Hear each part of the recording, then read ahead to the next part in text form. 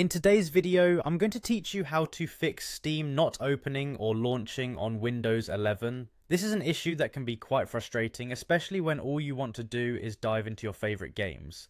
But don't worry, we'll go through a few simple steps that should help get Steam up and running again. First, let's tackle the potential issue from the ground up, starting by opening your Task Manager.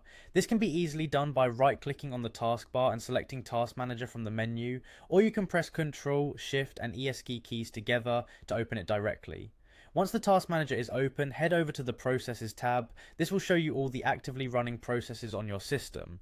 Now in the Processes tab, you need to locate Steam. It could be listed under the Apps section or the background processes, so make sure to scroll through carefully. Once you've found Steam, simply right click on it and select End Task. This action will close any instances of Steam that might be running in the background and possibly causing the launch issue. Once you've ended the task, you can close the Task Manager and give starting Steam another try. If that doesn't resolve the issue, the next thing we want to look at is the Steam Apps Compatibility settings. Go ahead and find your Steam shortcut or executable on your desktop or in the Start menu. Right click on it and scroll down to select Properties.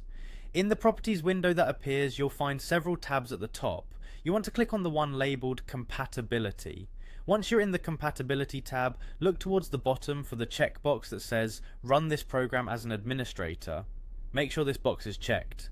Running Steam as an administrator can sometimes bypass permission-related issues that prevent it from opening correctly.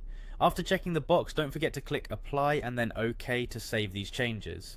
Lastly, if these steps haven't worked, the final measure you can take is to uninstall and then reinstall Steam.